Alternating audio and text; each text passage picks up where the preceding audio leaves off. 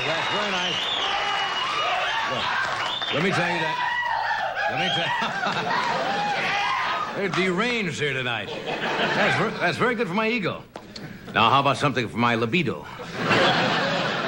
I'm a Port Low in my libido this week. I'm Johnny Carson, the Smith Barney of comedy. I earn my laughs the old-fashioned way. I earn them. This is the, Isn't it funny how an ovation dies into nothingness? Anyway, this is the Tonight Show, the 60-minute program that comes into your bedroom during foreplay. And what you,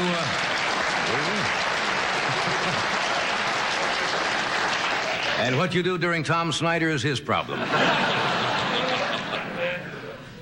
I'm glad you're in a good mood. I hate to talk about audiences who were here the night before. But last night we had and I hate to use this word, lowbrow. Yeah. It is not easy to stand out here and get laughs when you look out and you see an old lady rotating her dress shields.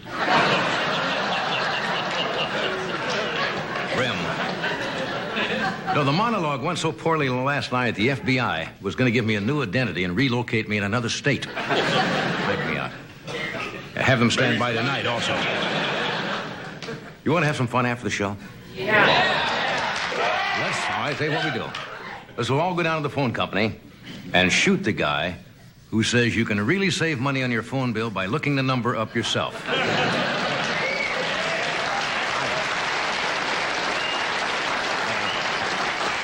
There's some good news and bad news for you tonight. The good news is that President-elect Reagan says he's going to reduce government waste, cut federal spending, lower inflation, raise defense spending, and cut the federal budget. Now, the bad news is he can't do it unless he's booked on Fantasy Island.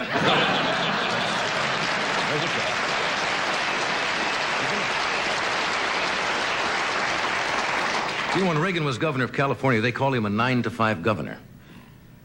Apparently, he feels it's better to delegate authority and kind of operate the country like a corporation.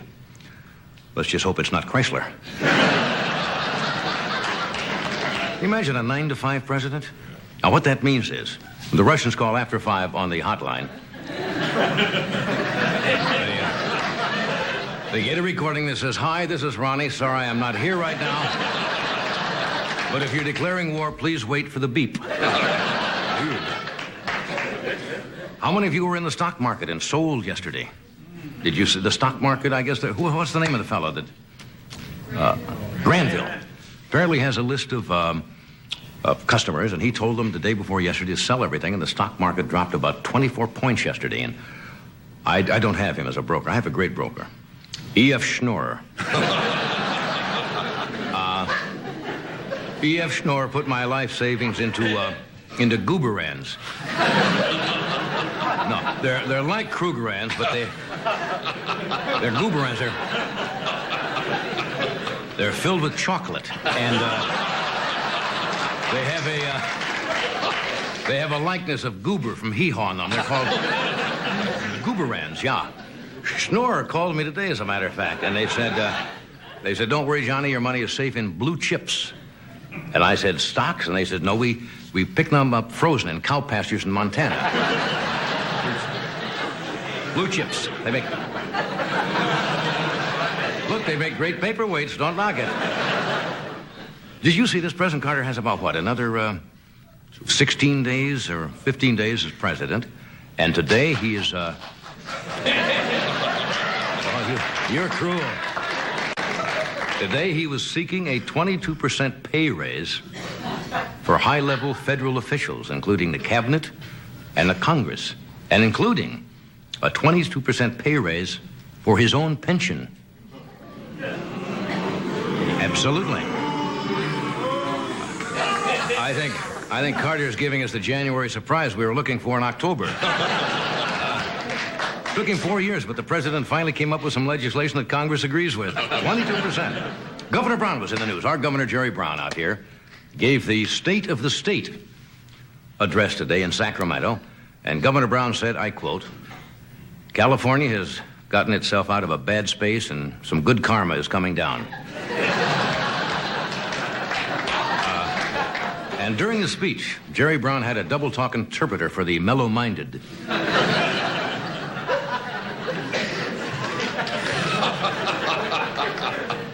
You don't hear much about our lieutenant governor these days, do you? We have Lieutenant Governor Mike Curb out here. Reason you don't, because Jerry Brown is in the state. When he's out of the state, Curb takes over. Curb hasn't been doing too much lately. What he's trying to do, he's trying to sell President Reagan's home in Pacific Palisades to Debbie Boone. See, he used to be in the record business and handled...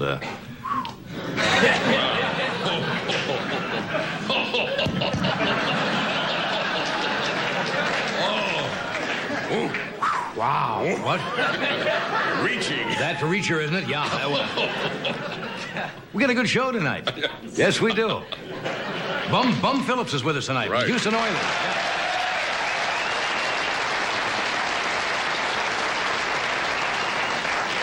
Bum, as you know, was let go by Houston, but he's gotten 2 job offers. One to coach New Orleans Saints or become the head of programming at NBC.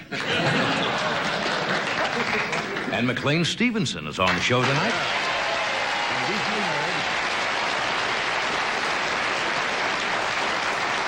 Who recently married a lovely girl on our staff here on The Tonight Show, Ginny Fosdick. And Ginny did not know it, but she was shocked. She found out today that they were really married by Tim Conway in disguise. So we're not sure if the...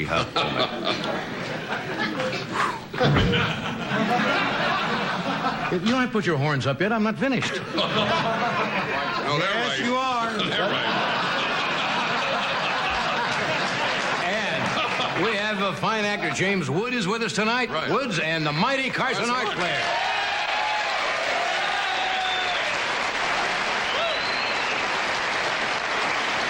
But first, do I do this first or do I? No, we're waiting for you. I just don't feel it tonight. Don't do it. You've got to do it. Why? Well, because America is waiting for it. Plus, it's money.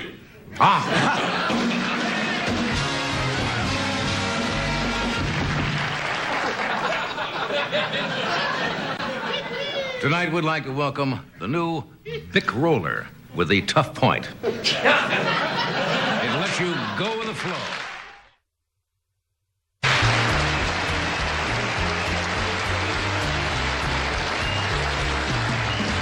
Okay, my first guest tonight. Later on, Bum Phillips, James Woods. Later on, the mighty Carson Art Players are going to present a spokesman for the insurance companies of America on the show. But my first guest is McLean Stevenson, and as I mentioned, only about, a month ago, he, this would mark his wedding anniversary.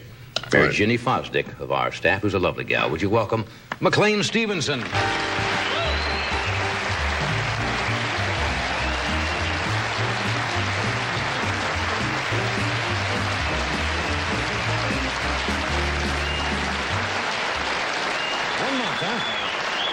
Yeah, Son of a gun, you newlywed, you? Yeah, and they said it wouldn't work. Yeah.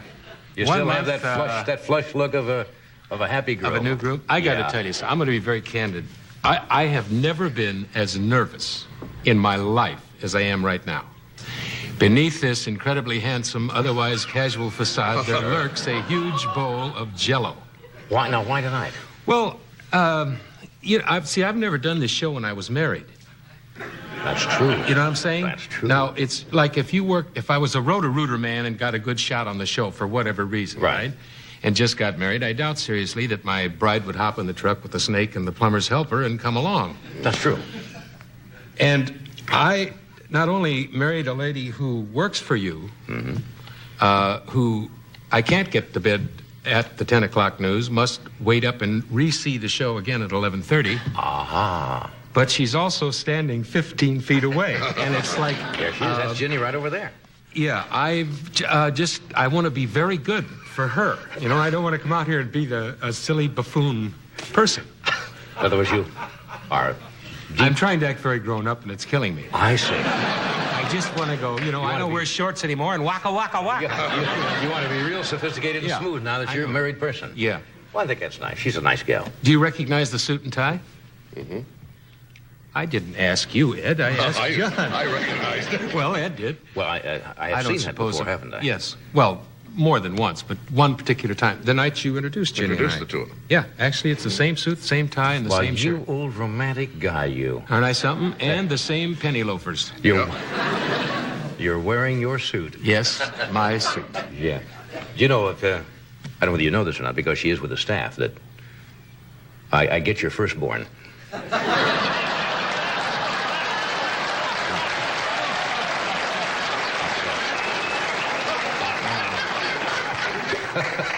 No, I didn't know that. Well, look, Certainly now- looking forward to that, though, at my age. Oh, of course you Be are. 87 years old playing catch with a 12-year-old kid at your house. Now, you've been single for quite a while, and there are adjustments when you get married. You get used to a certain standard of living. You kind of come and go as you want to, and all of a sudden now you're married. Have you made those little adjustments that one must make when one gets married? I feel like I'm I mean, talking you to don't- my dad or What something. I'm saying is, what I'm saying is, you don't go trolling in the bars anymore. No. You're not going, "Hi, how are you?" No, certainly, and I thank heaven those days are over.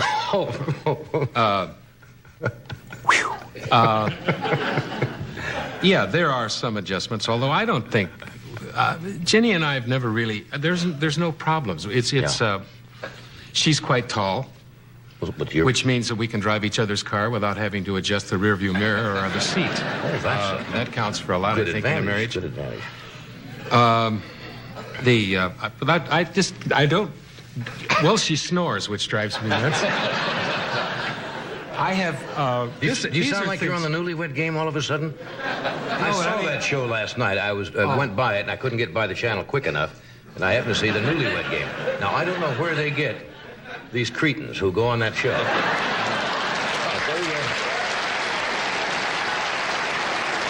But they will say anything about their spouse, the most embarrassing thing in front of television. Yeah. You know, to win a set of luggage. Part of your body do you admire best about Fred? The MC goes... Then she holds up her placard and says, his knees. And he goes, my knees! I mean, these are really brilliant people they got there. Have you seen that? But that's what I feel like all of a I sudden. know. Well, there was a time in my You life... just told her she snores. I know, and I feel embarrassed, but I do hope I get the luggage. I see. Well, just go to the commercial. Okay, or I'll go to something, the and try commercial. patch We'll do a this up. commercial, and he'll calm down, folks, and we'll come back to this married fellow in a moment.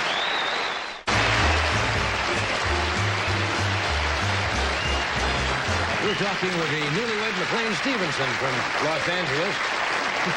Yes. No, I'm kidding you about this, but I know what you're going through. Lots of things to do now. Well, I'm going through great You stuff. were living I in what, love a this little life. apartment or a house, or now do you have to...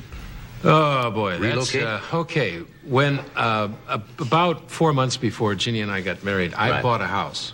Good. Yeah, sort of a country-type house out in the country, and not terribly big, and in need of some repair and a lot of decorating. But I figured between the swap meet and Goodwill, I could handle it. Was that one of those houses where you read the ads and says, great house for man handy with tools? Yeah, right. It was... You know you're in trouble. When I Yeah. drove up with the blue-haired lady with the big Cadillac with the gardenia on the aerial, the real estate lady, she said, this one's got real curb appeal, but it's a fixer-upper. A fixer-upper, Yeah. I said.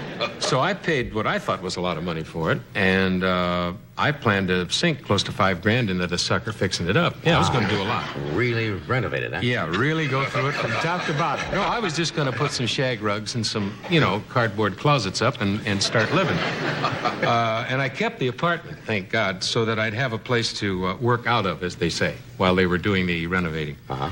And then Ginny and I ran away and got married. And Ginny had just bought a condominium, which is a little bit, well, it's a good investment. It's a little bit like living in a granola box. It's kind of filled with a lot of fruits and nuts, and the rest are flakes. So you didn't cotton to that, huh? That's certainly not an indictment of my bride. It I just do, of happens to course. be one of those West Los Angeles places that they, unbeknownst to the people living in it, converted it one night from apartments to condominiums. You woke and up the next morning and you were in condominium. there you are. So we are actually living in the condo, as they say. And I'm still using my office as a closet. We have the longest walk-in closet, it being 2.5 miles away from where she lives. A little awkward in the morning to run down in your jockey shorts to find a pair of pants to wear, Yes, but but- we'll work it out. The house we are going to redo. I had I had really planned. Have you flown recently? Well, I mean, it does have something to do with what I'm saying, so I'll get on with it. Yeah. I can remember on the days You want to know exactly when I flew? Is that important? No. Yeah. But I can remember flying when you get a little throw-up bag and a little brochure that you could buy a rubber balloon 747 and luggage tags, and that's all. Now you can decorate your home with the catalog they put in there. Right. Have you seen that? On the airlines, you mean? Yeah. With the furniture and stuff. Right. I plan to order some of that kind of stuff. Oh, from the airline catalog. So I figured for about $5,000 I'd have this thing looking real good. Then I took Ginny up there, my bride, and we're probably going to put close to $500,000 in that sucker. I had Freshen the house up. Yeah, just freshen it up a touch here and there. I was going to have a very small kitchen. The kitchen now, when we're through with it, will be as large as the house, so we will be adding on, as they say. That's an important part of the home, is the kitchen. Well, it's interesting. When I was single, the guy that I had an architect who had, he wasn't full-fledged. He'd been at, I think, Caltech nights for 3 weeks. I had a pickup truck and a slide rule, and so I had complete confidence in his ability. He was just going to put some walk-in closets in. And I fired him immediately because he thought it would be foolish to spend more than $10,000. We're really going to do a job up there. Yeah, sounds nice. Yeah, it should be ready about 84. It's 84. Are you good at those things around the house? I mean... Not really. You mean, am I a good fixer-upper? Yeah, I love to try, but I will accomplish what I set out to do, but I will screw up everything else so bad that a simple job like redoing a light switch will end up costing me $1,500 because I've torn the entire wall out. Better to pay somebody and watch them do that because they do it skillfully. It's funny to watch these guys do their work. We have 35 Hispanic-speaking people who really do work. Right. And then the foreman, and he has 4 guys that oversee all the stuff. Every time I drive up there, they're playing cards or reading the sports page. And the minute they hear my car, which has a bad muffler about a block down the street, they hear this, and I'm shifting gears in my little car. They're busy when you arrive, eh? The nails are really flying, and those suckers are just wailing away. And the other day, I drove down, got out of the car, walked back, and they were all playing cards. Now, what the heck? It's only $55 an hour each. Now you eloped, therefore you missed the usual kind of bridal parties and things that are held. So this could leave you rather short of, say, cups and saucers. Now, being a bachelor, having been a bachelor at times in my life. Yeah. Well, no, I wasn't. Several times in my life. Very often you do not end up with the select pieces of cookware. Yes. When the final spiff is made, you get the colander, and a spatula that looks as bent out of shape. And you navigate with that stuff for about 6 months until you lock onto some girl who starts bringing stuff to your house. That's true.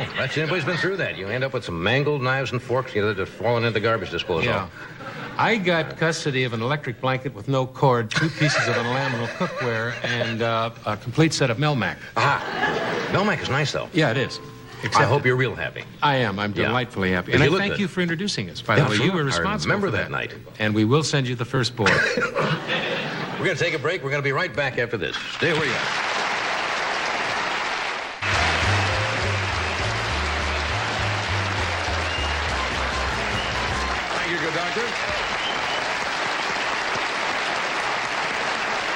The insurance industry is a frequent target of criticism because of what is seen as bureaucratic inefficiency, a hard-nosed attitude of local agents whenever policyholders inquire about a claim. The Tonight Show has invited a representative of the insurance industry to respond to these charges and to explain company procedures. We switch you now live to the headquarters of the Insurance Industry of America and its spokesman, G. Walter Schneer.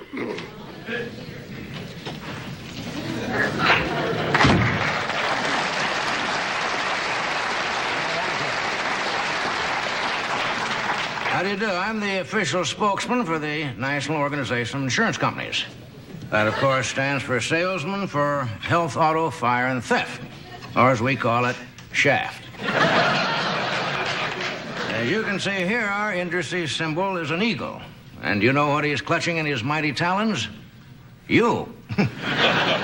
And if you've had any dealings with us, you know where he's clutching you. Now, many people say we're greedy, unscrupulous, incompetent, and uncaring. Well, I'm proud to say tonight that we're all of those things and more. Let's face it, you can't make any money by giving it away. Just look around. Who owns the tallest buildings in every major city? It ain't Mother Teresa. Often people ask me to translate insurance terminology. They say, Mr. Schneer, what's the difference between assigned risk, whole life, double indemnity, and no-fault decreasing term liability? Let me put it this way. We don't know. Now, much of your insurance man's busy day is spent answering personal correspondence with policyholders and trying to meet their individual needs.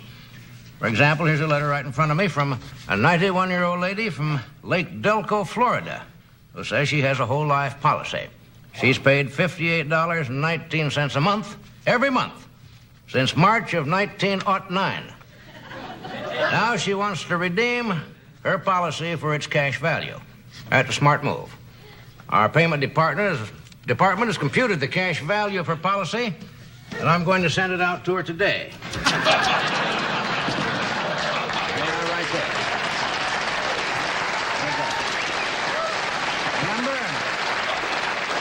Remember, insurance is people. If you sign with us, you'll get our good hands. And remember, even when we cancel you, you'll still get our good finger.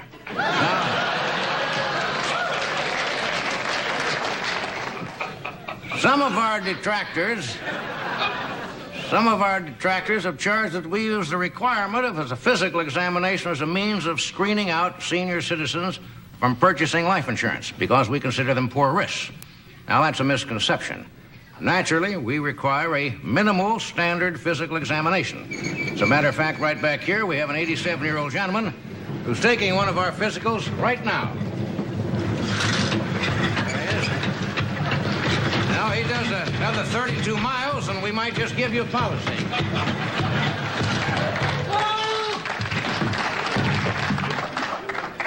Excuse me just a minute.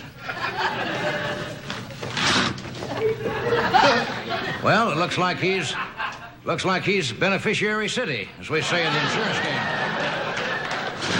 That's tough luck. Another 31 and a half more miles, and he would have had our policy.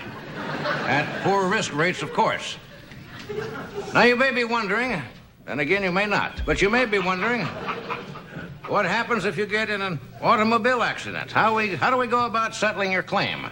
Well, let's take a look here at our claims adjustment simulator, and we'll reenact an actual case from our file. Now, Mr. Lyle Cernute of New Voyer, Pennsylvania, signed up for our blue ribbon coverage. That includes collision, theft, uninsured motorist, and medical. What we in the insurance field call the works.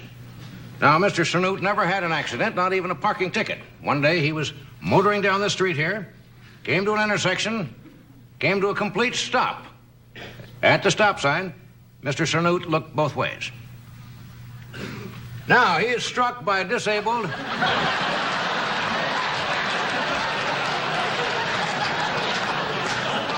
He's struck by a disabled 747. Now, what did we pay to this man? Not a penny. You see, Mr. Cernute made one mistake. He didn't buy flight insurance. Sounds like our hotline insurance. Hello, if you got a piece of the rock... Don't you slow down. You say you're calling from clear across the country in Bangor, Maine. Your house is completely engulfed in flames, and your policy was destroyed. What's your name? You don't have to worry, Mr. Robespierre. I think I've got a copy of your policy right here. If you just hang on a second.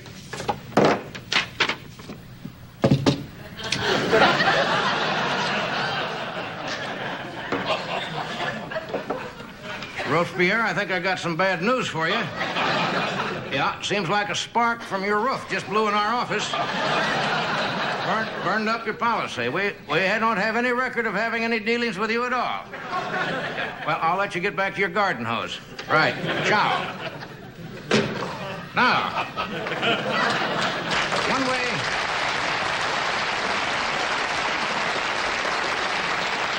You people in the office here kind of like that. One way we save you money is by investigating insurance frauds. Let me give you an illustration of what I mean. Now, This poor man here is a foreman at one of our leading factories, and he claims, because of an already weakened heart, to have fallen 87 feet. Now, let's test him and see whether his claim is legitimate.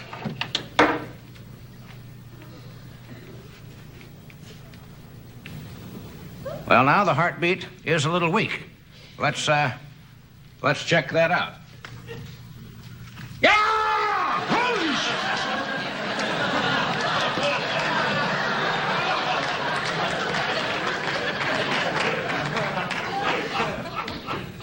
Yeah. Well, it seems that was a legitimate claim. And we would have paid it except for one small thing.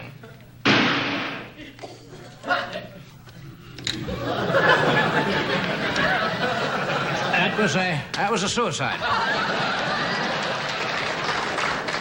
Nobody likes a quitter. You'll have to excuse me. I've got a busy day ahead. I got a lot of policies to counsel. Hope I've been a help to you.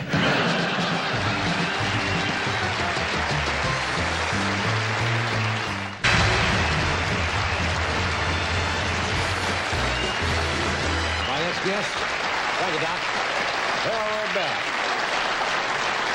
My next guest is a very gifted young actor. You've seen in a lot of things. He's soon going to be in 2 major motion pictures, one called Eyewitness and Fast Walking. Would you welcome James Woods?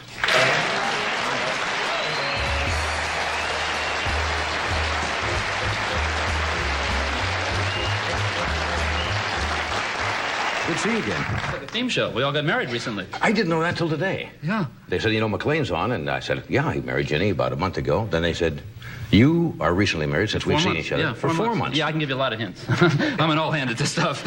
I was just talking to Jenny backstage, and she said, look at that ring on you. It's so big. And I said, yeah. I said, she wanted to stick a Michelin tire in there so nobody got any ideas, And she said, I got the same thing, and look at his. Look at this thing. You kidding me? It's like the do line. You both are wearing... Major wedding rings. Major commitment here. Oh, when they really want to let people know that you are married, out comes the large... They want to keep the rats at bay. Large fan. Has this changed your life a lot? Yeah, it really has. It's so different from any other experience. I mean, it's a commitment because it's so official in a way, and you find out that, remember all those things your mother used to tell you when you were a kid? Those little things you say, Ma, please, will you? And then you find out it's true. You got to save your money, which I never did, and she was right about that. And if you want to get serious about a woman, spend 3 hours with her in the kitchen, and then you know. You know what I mean? Because you're in a small space with major implements of destruction, and you know what the relationship is about. I said, Ma, how about the bedroom? She says, turn out the lights, get under the sheets. They're all the same, but you get in that kitchen, you know the difference. That was your mother's advice. Yeah, well, I think it was my mother. Yeah. Yeah. Did your mother ever give you any advice? What kind of advice did she ever give you about marriage? Not really. No. Any that I can remember. Really? My father-in-law one time said it's very important the night before you go to sleep to kiss each other before you go to sleep. Never go to bed mad. That's true, actually. It's like we have not gone to bed in 6 years. And I say I shouldn't have said that either. That's a little humor there. But you see what happens? You get married, and all of a sudden you think, now I got to watch what I say, because all of a sudden you have. I mean, when you come into this world, you're Irish, you're French, whatever. You get married, all of a sudden you're Sicilian. You know what I'm saying? All of a sudden it's like, I got a woman whose integrity I have to respect, and you draw that kind of line, and all of a sudden you become very aware. I mean, you can't come out here and sleaze around. Now the basis of, see, we got a dull show here, because all of a sudden we got all these married guys, right? Yeah. And all of a sudden you have to say, I can't make jokes, and the basis of humor, of course, is total sleazery. So there we're stuck. Well, you can make jokes if they don't take it too serious. But it's important you don't go to bed mad. Absolutely. If you have a fight. Absolutely. But sometimes you do. Well, I think that Are you quick to anger? I am. I used to be quick to anger, but what I have found, even in the few months we've been married, and the time we went together before, that what has happened is that when you've made a commitment to the future with someone you love, all of a sudden you think, now, am I going to drag this on for 4 months like I used to, or 8 months, or 4 days, or whatever? Or am I going to say, look, I got a whole lifetime with this person. Why waste the next precious few hours being angry? Because you know what? You're never really that angry about what you think you're angry about. All you have to do is work it out and communicate. And when you communicate, it's terrific. And I found, when I was single, so many people used to give me all these theories about things. All the single guys would say, I can never find a woman, married guys I talk to have been married a long time. I'd say, I don't know why I'm not happy or anything else. And I finally figured out that it's and I hope this doesn't sound too pompous, but it's really, honest to God, right under your nose. It really is. Yeah. If you want to know, if I were Robert Blake sitting out here philosophizing, you know what I mean, about things, I would honest to God say you have to turn around, and everybody, there's 60 million people watching the show. To the 30 million to wear the pants in the family, or at least, I don't know. That's supposed to be out now. You say nobody's supposed to wear the pants. Nobody wears. Well, okay, the 30 million wear the jock straps in the family. I just want to say, if you want to be happy, you know, just turn to the one right there, you know, the one you're with, the one you love, that's the one that'll get you through it. And it's amazing the support you can get from somebody you love who's committed to you, and people are avoiding it all the time. They're avoiding the essential issues of life right now. I think we've been, for the past decade, we were so turned around, you know, with everything. And all of a sudden now, you realize that those old values are really going to save us. You sound like you're coming unglued. You've only, Totally coming unglued. you've only been 4 months and you're manic already. Well, it's like there's this whole new future. It'll all settle down. You'll find yourself in a few months talking slowly and not being so, you know. Well, it just amazes me, you know. I mean, all these old values all of a sudden really work, you know. Well, the advice is always easy to give. You know, communication. You must have tolerance and understanding. Yeah. Those are all nice things. But sometimes it gets to the point where your tolerance gets a little thin and your patience gets just a little hairy. And then it's, you want to go to the moon. You're back to Jackie Gleason. You're going to the moon, Alice. Now, I know you're not supposed to do that, but there are times. Now, there's nothing wrong with arguing either, you see. But oh, no, you got to argue. You must have a fight occasionally. I don't mean a fight with lethal weapons. Well, no chainmail. No, I don't mean that kind of a fight or hitting, but I mean you must have verbal exchanges once in a while, because if you don't, you store it away in there. Yeah, and then it can take the littlest thing and then to set one off. Like, where have you been?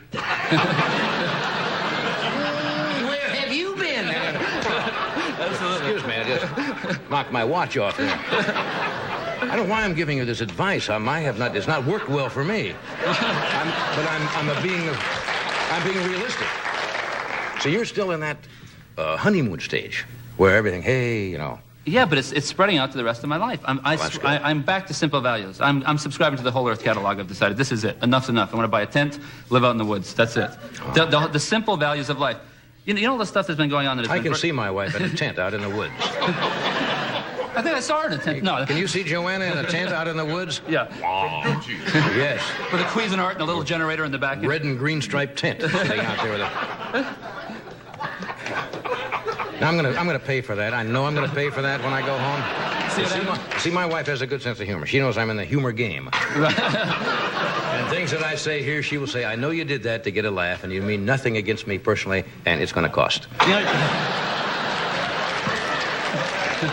That's not what she just said in the green room, actually. She had quite a different view of things, you know? What do you do if you get angry? Do you just walk away? Well, because I'm an actor and because emotion is my game. That's right. And because I tend to get a lot of words into a little space. Yes, you do. Because you only ever give me one segment, so I've become, you know... It's the same thing tonight, so get them all in there. I get practice. I just sort of say a lot of things that you can't say on TV, so there's no point in telling you anything about this. And then she says them all back and then punches me. At which point I kind of... And she punches me hard. I have this whole theory about getting bone cancer if you get punched in the same space all the time. Of course. And then that sort of sobers me right up, and you start to think again, you know? You start to think when you get married somehow, because you got somebody else to think for, you know? That's right. And also you get it back to you, and you say something before you used to say it to yourself, and there was nobody to correct you. And then they'll say it back to you. Yeah, and then they say it back to you, you go, but that sounds ridiculous. She said, well, that's what you just said, so, you know, straighten up and fly right, kid. It seems like it's working out very well so far. Have you had a fight yet, McLean? Well, we had a fight. No, I don't mean you two. No. I mean... Not a good one. I have not met my in-laws. And, you haven't met your in-laws yet? Well, no, I have always contended that a man without a mother-in-law is like a polar bear without a set of golf clubs.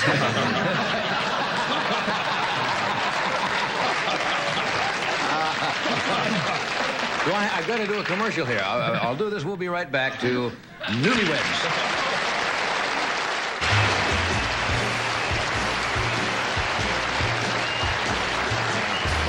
Next guest is one of the... I'm glad he's here tonight, Bum Phillips. He's one of the most outstanding and colorful coaches that the NFL has had in years, and Bum Phillips did a remarkable job the past 3 years for the Houston Oilers. He brought the team into the playoffs 3 times, and his dismissal last week came as quite a shock to everybody. But I understand he's got some plans for the future. Would you welcome Bum Phillips?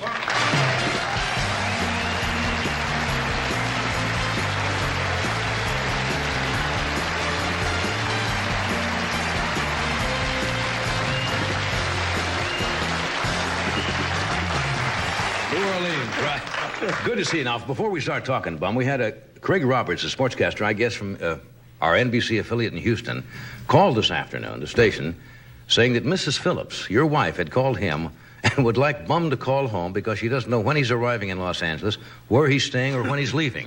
I usually take her with me because she's too ugly to kiss goodbye.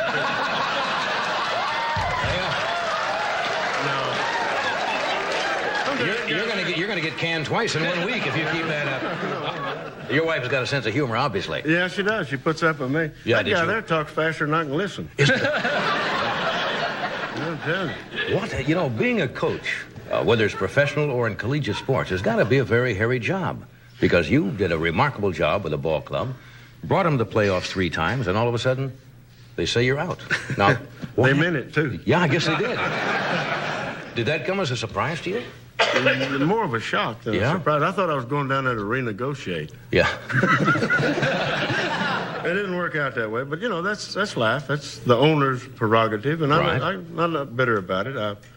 I'm a little upset about the way they did it, but not the fact that they did it, because that's their right. I don't care. That happens in all professional activities. Sure. But I guess they feel that if you're not a winner all the time, but everybody can't be a winner every year. There have to be somebody who comes in second or not make the playoffs.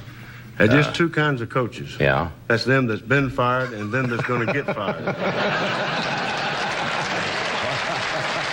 I've been both. Yeah, I suppose during the season you never know exactly where you stand, right? Not unless you're on top. Yeah, unless you're on top all the on time. Top. No, you did a remarkable job with the club, though. We were pleased with them. They had some really sensational games. Have you made any plans yet? I read in the sports pages today that there was rumors you might be going to the Saints or talking with them. I talked with John, and you know, obviously I would like to have the job, but obviously he's the owner. Sure. And you got to go through the owner. And we've had a lot of conversation about it, and I think we can get together, but it remains to be seen. They've still got some more candidates they're going to interview for the job. And is it more of a challenge for a coach to go in and take a team that has not done well? I mean, every coach would like to go in and take a team that, is right on top. But to rebuild a team would be a challenge, I would think, for a coach. Yeah, that's why I think Don Shula is probably the best football coach that I know of. Yeah. He took Baltimore coach and won with them, then he went to Miami and he won with them. So we won this year and last year and the year before. I'd like to have the challenge of trying to make it with another team. I'd like to see if I can prove it twice. There's a lot of controversy about should they have instant replay. The fans at home sometimes get a better look at a play than the people there at the game because they shoot it from 3 or 4 angles. Sometimes they play it so many times that they should stop. Yeah. And you will see calls. I think all in all the officials do a fairly remarkable job. I do too. Of really making do. the good calls. Yeah, I don't. And wouldn't the instant replay slow the game down? Everybody could say on every call, probably, let's play that again, and it would consume. The problem with it is you had the shot showing the guy going out of bounds, whether his feet was in or out was immaterial. But over when the play started, you'd have a guy holding. Right. Now, do you call this one and call it back, or do you go back and penalize them for holding that you didn't see, the officials didn't call? Right. There's a lot of problems with instant replay, but, if it helped me win a game, I'd vote for it. Yeah. Anything, huh? Yeah. Somebody said that your mother gets upset if she thinks you're using bad language out there. I guess one never gets away from his mother, right? Does she get upset if she thinks you're being a little abrasive? Yeah, I made a little statement in the Dome last year that she didn't approve of and told me about it. I remember that. They had that on... I just thought it was a good thing to say, Hell, there's 70,000 people there. They wanted to hear something positive. They didn't want to hear say we're going to try harder, so you said I told them we're going to kick the door in. And you called the door very specific terms, what kind of a door it was, right? Yeah. And you heard from Mom, huh? Oh, yeah. Immediately. I was reading a small book of things you've said before, and you said something about one of the toughest jobs of being a coach was telling a player that he was cut or was no longer going to make the team, or his skills had diminished, and you had to let him go. That must be tough. Yeah, because you're not only cutting a player, you're cutting his wife and his family, his kids, and everything. You're cutting his whole life out, and that's what makes it so doggone difficult. Right. And that's why I felt like it was so important that when it come my time to get cut, that I take it the same way I expect a player to take it. Right. Yeah. Well, that's good philosophy. It's a tough business here. Yeah, it's a tough business. You must have an understanding wife because you travel a lot, and when you're coaching a professional team, or even college, I guess, you spend tremendous amount of hours away from home, watching game films and so forth. Is she pretty understanding on that score? Yeah. You like which one? Does she travel with you when you go out? No, she doesn't travel with us a whole lot because it's so much business. You get to a town, and by the time you get there, you got a meeting planned, you got to practice, and then you come back and you have a supper, and then you have a team meeting, and then it's a bed check, and then you get up the next morning, and it's chapel service, and first thing you know, you're playing again, and it's just not really a good opportunity for a woman to travel around and be with her husband. So if she can just go sit in the hotel room, she like that, well, it'd be a hell of a trip. Right. It's always picky, right? They want to go out and have fun. Don't want to sit in that room. You've told this story so many times, but how did the term bum come about? That's not your real name, of course. No. It's kind of a strange name. O-A-I-L. If you can pronounce it, you have it. Oil? Oil. Like I had a W in it. Yeah. Yeah. And nobody could pronounce it, and that's why the name came up. My sister stammered. My older sister, Adrena, stammered and couldn't say brother. And really and truly, it's a truth. And, I don't mind the name bum as long as you don't put a U in front of it. It's all right. That's right. We'll be right back.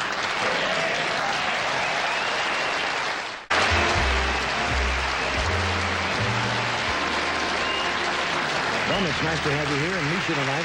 Okay. And you've given us a lot of great moments in football, and I think I know where you're headed, and I wish you great luck. Thank you. I hope you come back and see us again. And to the two honeymooners, I suppose you and McLean are running home to a nice hot-cooked meal, right? We're going bowling, actually. Sit around the house, a little can of beer, and watch the TV. Okay.